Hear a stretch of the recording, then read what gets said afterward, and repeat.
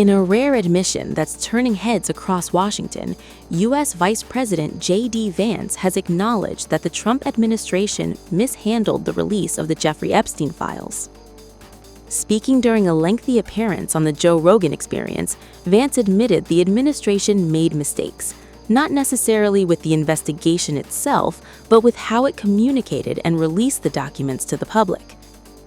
The comments come after weeks of backlash over redactions, confusion surrounding victim identities, and renewed conspiracy theories about Epstein's powerful associates. Here's everything Vance said and why his remarks are making headlines.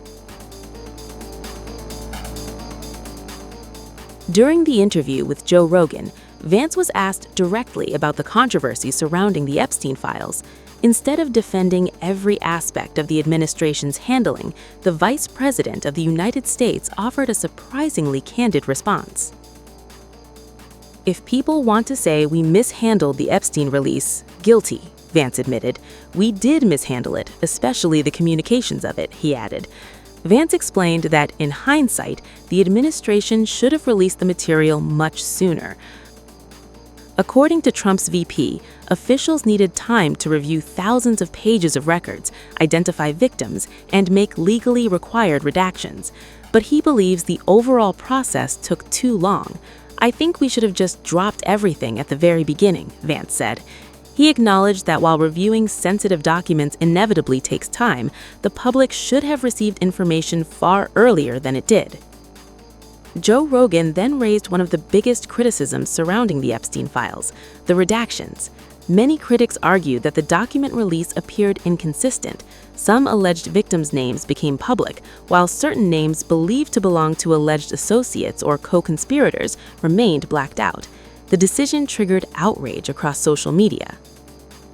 Vance attempted to explain why those decisions may have been more complicated than they appeared. According to him, investigators sometimes face difficulty distinguishing between victim and co-conspirator. "I've looked into this," Vance explained. "My understanding is that it is sometimes hard to draw a distinction between victim and co-conspirator." He suggested that some individuals who were originally exploited by Epstein may later have helped recruit additional victims. Because of that complexity, the Department of Justice attempted to balance transparency with protecting victims. What DOJ tried to do, Vance said, is make that judgment as best they could and release as much as possible. Perhaps the most striking moment of the interview came when Vance discussed conspiracy theories surrounding Epstein. The vice president admitted he personally believes there is still a larger, unanswered story. "I would go to my deathbed believing there is a story there," Vance told Rogan. However, he was equally clear about one important point. He said he has not seen evidence proving any broader conspiracy, and "I promise you there's not some document, at least that I'm hiding, that allows us to prove exactly what was going on." His comments appear to acknowledge widespread public suspicion, while also pushing back against claims that the administration is secretly withholding definitive proof. Vance has publicly discussed the Epstein case before. During a June appearance on The View, he admitted he had long been fascinated by the unanswered questions surrounding Epstein. "I was frankly kind of a conspiracy theorist on the Epstein stuff," Vance admitted. He said he found it deeply troubling that Epstein, a convicted sex offender, maintained relationships with numerous wealthy and influential figures. Still, Vance cautioned against jumping to conclusions. While he said many questions remain unanswered, he acknowledged that nobody can know exactly what happened without concrete evidence. At that time, he also emphasized that he supported complete transparency regarding the Epstein files. Vance offered insight into U.S. President Donald Trump's thinking throughout the controversy. According to the vice president, Trump became increasingly frustrated as Democrats and critics continued suggesting he had something to hide regarding Epstein. Vance claimed Trump ultimately decided that making more information public was the best approach. Vance even claimed Trump personally called senators and encouraged them to move legislation forward, promising he would sign it.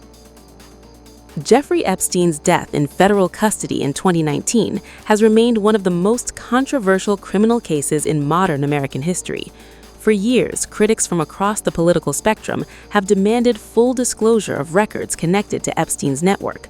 Questions continue to surround which powerful individuals associated with him, whether additional crimes were overlooked, and whether every relevant document has been released. Those unanswered questions have fueled countless online theories, political debates, and calls for greater government transparency. Throughout the interview, J.D. Vance appeared to strike a careful balance. On one hand, he openly admitted the administration mishandled the rollout. On the other, he defended the difficult decisions prosecutors faced while reviewing sensitive evidence involving victims. He also acknowledged widespread public suspicion without claiming to possess evidence that would support many of the more explosive conspiracy theories circulating online. That combination of admissions and caution has quickly become one of the most talked about moments from his appearance with Joe Rogan. Whether Vance's remarks calm public concerns or simply fuel fresh debate remains to be seen. But one thing is certain: it's rare for a sitting vice president to publicly admit that his own administration mishandled one of its most politically sensitive document releases.